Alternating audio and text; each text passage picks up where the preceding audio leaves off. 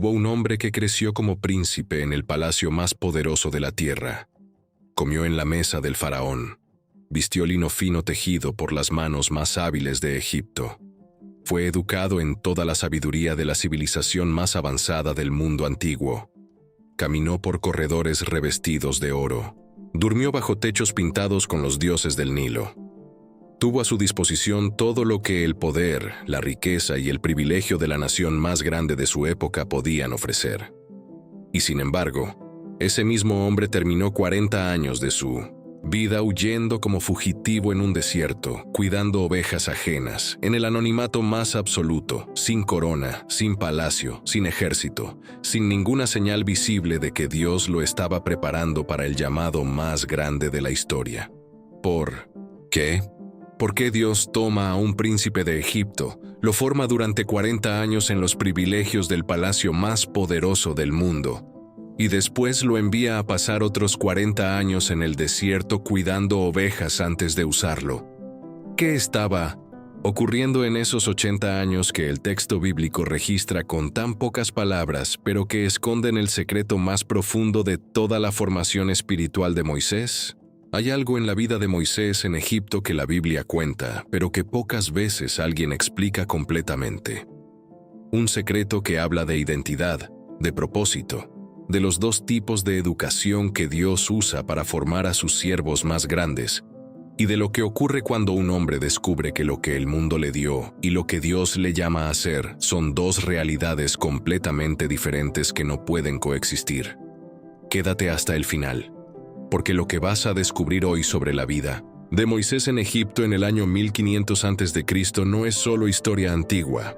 Es el mapa de formación que Dios usa todavía hoy con las personas que llama para sus propósitos más grandes. Antes de continuar, si llegaste a este canal por primera vez y quieres seguir descubriendo los secretos más profundos de la Biblia, contados con historia real, arqueología verificada y verdad espiritual que transforma vidas, suscríbete ahora mismo y activa la campana de notificaciones para no perderte ningún video.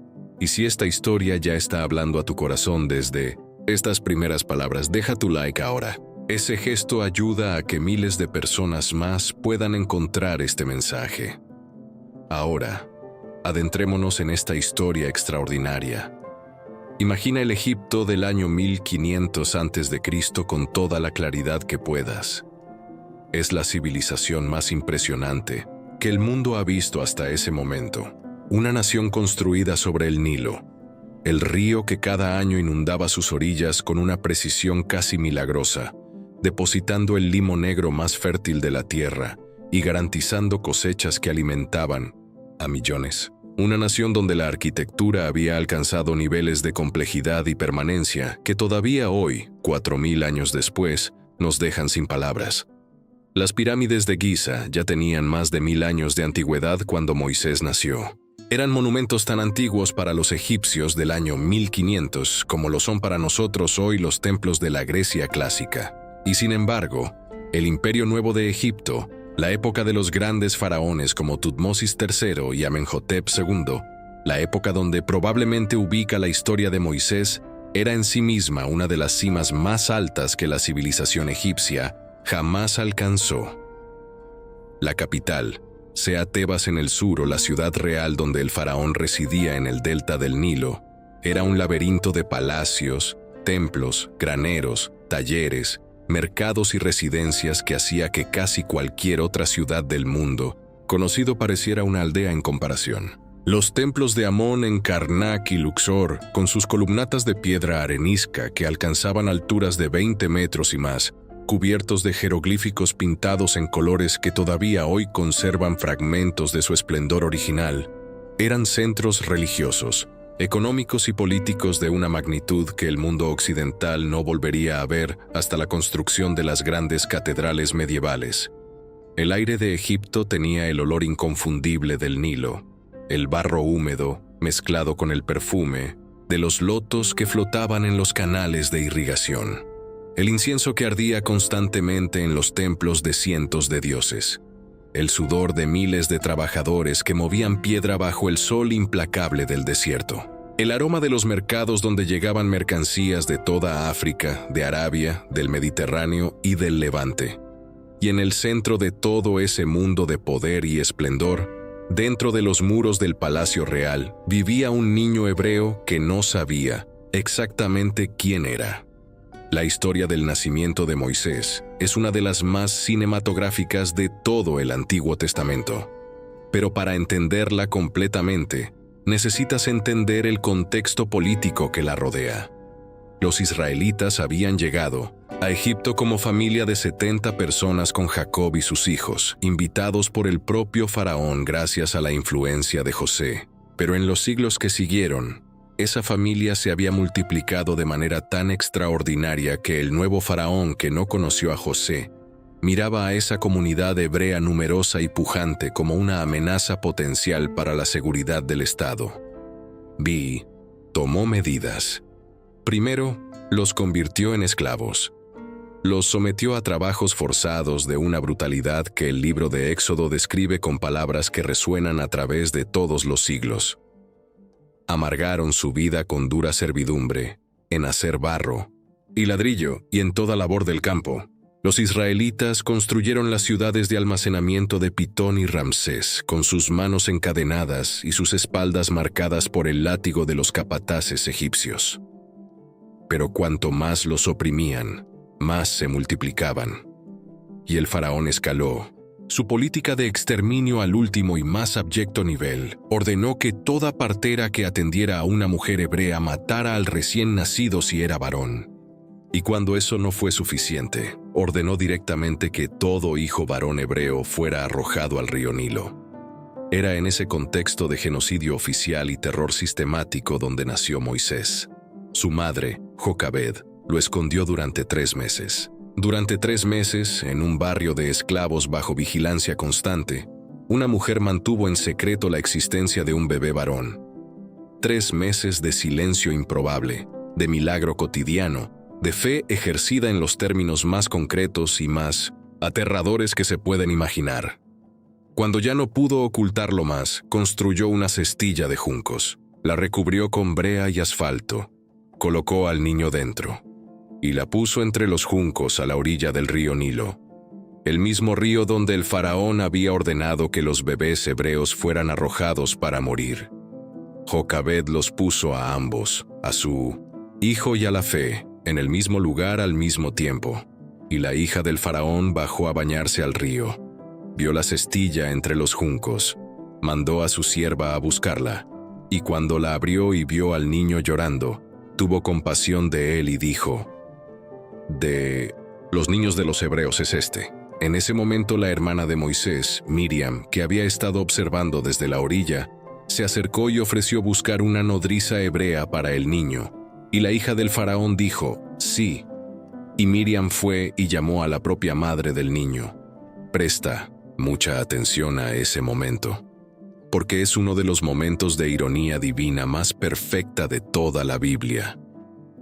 El faraón había ordenado que los bebés hebreos fueran entregados al Nilo para morir, y el Nilo devolvió a ese bebé a los brazos de su propia madre, pagada por la hija del mismo faraón para criarlo.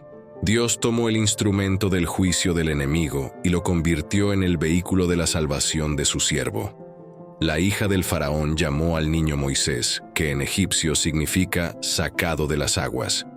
Sin saberlo, le dio un nombre que era una profecía de todo lo que vendría después. El hombre sacado de las aguas que sacaría a todo un pueblo de la esclavitud. Moisés creció en el palacio de Egipto. Y aquí está uno de los silencios más importantes de toda la narrativa bíblica. El texto de Éxodo pasa de la infancia de Moisés en el palacio directamente a cuando es adulto, en un salto temporal que cubre décadas completas de su vida. Pero el libro de Hechos, en el discurso de Esteban ante el Sanedrín, llena parte de ese silencio con una declaración que es fundamental para entender la formación de Moisés. Y fue enseñado Moisés en toda la sabiduría de los egipcios, y era poderoso en sus palabras y en sus obras. Toda la sabiduría de los egipcios, no parte de ella, toda. ¿Qué significaba eso en el año 1500 a.C.?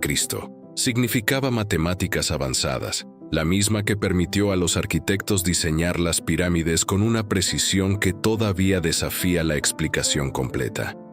Significaba astronomía, el conocimiento del movimiento de los astros que los sacerdotes egipcios habían acumulado durante siglos de observación meticulosa. Significaba medicina, una medicina que el papiro Edwin Smith, conservado hasta hoy, muestra que era sorprendentemente sofisticada para su época, con diagnósticos y tratamientos quirúrgicos que no volverían a aparecer en la historia occidental hasta siglos después.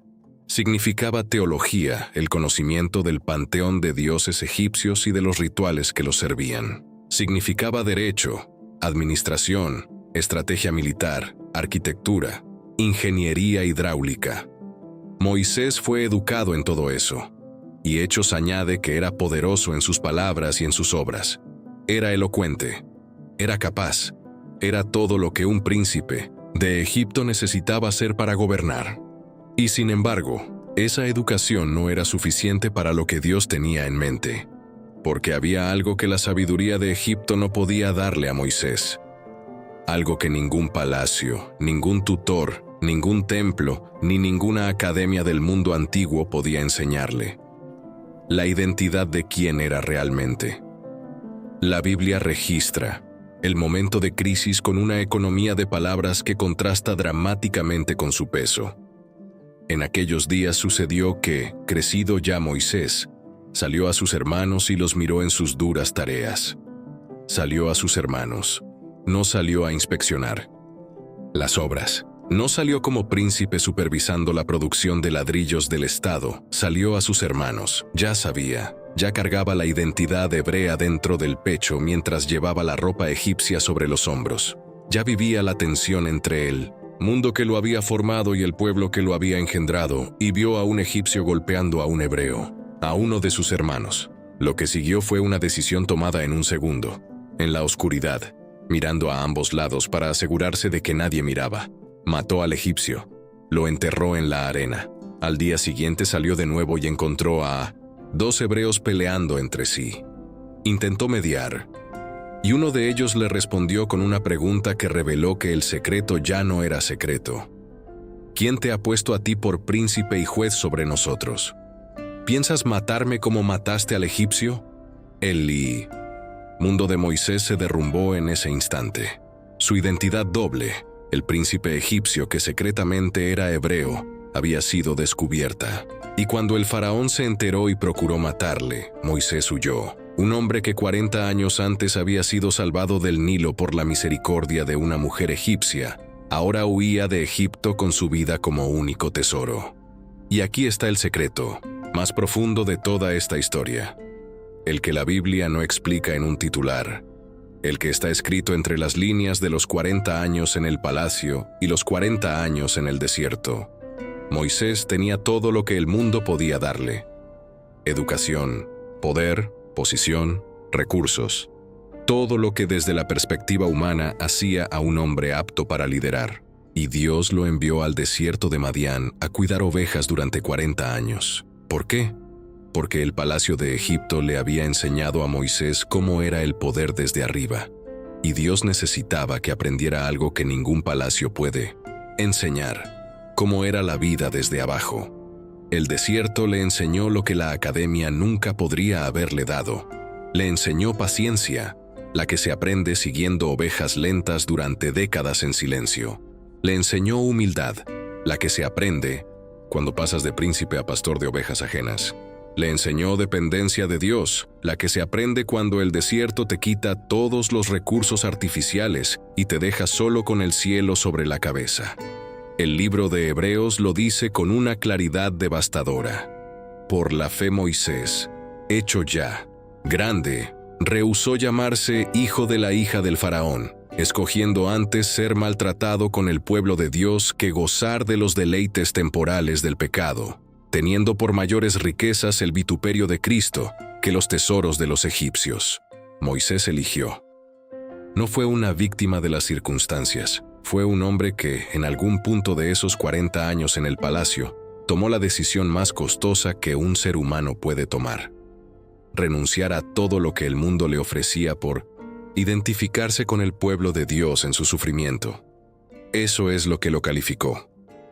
No la sabiduría de los egipcios, no el entrenamiento militar, no la elocuencia que Hechos registra, la disposición de soltar lo que el mundo le había dado para tomar lo que Dios le estaba llamando a hacer. Y fue precisamente cuando Moisés había sido completamente vaciado de su propia suficiencia, cuando el príncipe poderoso de Egipto había pasado 40 años siendo pastor en el desierto y había llegado a los 80 años sintiendo que su tiempo de impacto había quedado atrás para siempre, cuando Dios se apareció en la zarza ardiente. No antes. Cuando estaba lleno de sus propias capacidades, Dios no lo llamó al ministerio de la liberación.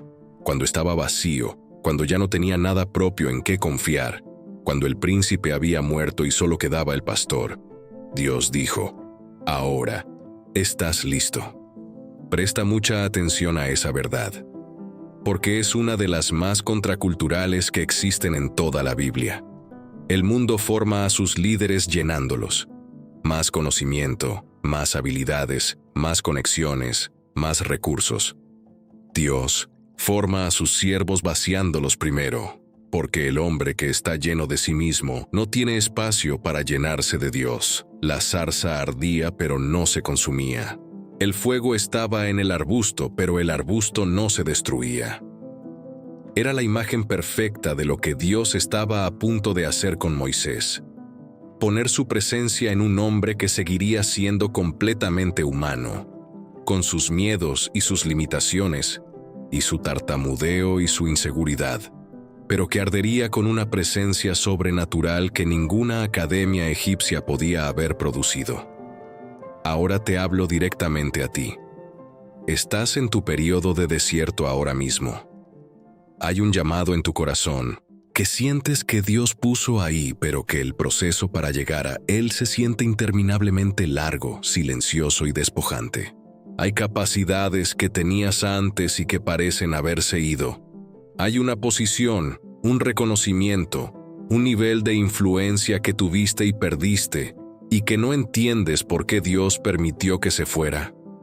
Moisés pasó 40 años en el palacio, siendo formado con la sabiduría más avanzada del mundo. Y Dios usó todo eso. No lo desperdició. Cada cálculo matemático, cada estrategia militar, cada conocimiento administrativo, todo fue parte de la formación que necesitaría para liderar a 2 millones de personas en el desierto. Pero después pasó 40 años más siendo vaciado. Y Dios usó eso también. La paciencia del desierto. La humildad de cuidar ovejas cuando antes había sido príncipe. El silencio de 40 años sin pronunciar ni un decreto, ni una orden, ni una proclamación real. Nada de lo que Dios te da en ninguna temporada de tu vida es desperdiciado. El palacio te forma, el desierto te vacía, y la zarza ardiente te llena de lo único que realmente necesitas para cumplir el propósito para el que fuiste creado. No estás en el desierto porque Dios te olvidó. Estás en el desierto porque Dios te está preparando, porque lo que viene requiere un hombre o una mujer que ya no depende de sus propias capacidades, que ha aprendido, a fuego lento en la arena caliente, que la única suficiencia que importa viene de Dios. Si esta historia habló a tu corazón hoy, si te reconociste en alguno de los 2 Moisés, el del palacio que todavía no sabe completamente quién es, o el del desierto que ya no confía en sus propias fuerzas, escribe en los comentarios las palabras de «Aquí estoy, Señor». Las mismas palabras que Moisés pronunció cuando Dios lo llamó desde la zarza ardiente, como declaración de que estás disponible, que independientemente de en qué parte del proceso estés, palacio o desierto o zarza, respondes al llamado. Comparte este video con alguien que necesite escuchar esta historia hoy, con alguien que está en su periodo de desierto y que necesita recordar que el desierto no es el final del propósito, sino la preparación para él. Con alguien que tiene un llamado de Dios en el corazón, pero que siente que el proceso está siendo demasiado largo y demasiado silencioso, porque este mensaje puede ser exactamente la zarza ardiente que esa persona necesita ver hoy. Y si todavía no eres parte de esta comunidad, Suscríbete ahora y activa la campana de notificaciones. Cada semana seguimos descubriendo los secretos más profundos de la Biblia con contexto histórico real, arqueología verificada y verdad bíblica que transforma vidas. No te pierdas el próximo video. El año 1500 a.C. quedó atrás, hace 3500 años. Pero el Dios que tomó a un bebé hebreo del Nilo, lo formó en el palacio más poderoso del mundo, lo vació en el desierto durante 40 años y lo llamó desde una zarza ardiente a los 80 años para el mayor liderazgo de la historia de Israel. Ese mismo Dios está trabajando en tu vida ahora mismo con la misma precisión y la misma paciencia. Nada de lo que has vivido ha sido desperdiciado, ni el palacio ni el desierto, ni los años de abundancia ni los años de silencio. Ni las temporadas donde todo parecía tener sentido, ni las temporadas donde nada parecía tenerlo. Dios sabe exactamente lo que está haciendo contigo. Siempre lo ha sabido. Desde antes de que nacieras, conocía el momento de la zarza ardiente en tu historia. Conocía el llamado que pondría en tu corazón. Conocía la formación que necesitarías para cumplirlo. Y si todavía estás en el desierto, no te rindas. La zarza ardiente todavía no ha llegado, pero llegará. Y cuando llegue, todo lo que el palacio te dio y todo lo que el desierto te quitó habrán sido exactamente lo que necesitabas para responder con las palabras más simples y más poderosas que un ser humano puede pronunciar. Aquí estoy, Señor. Eso es suficiente. Siempre ha sido suficiente.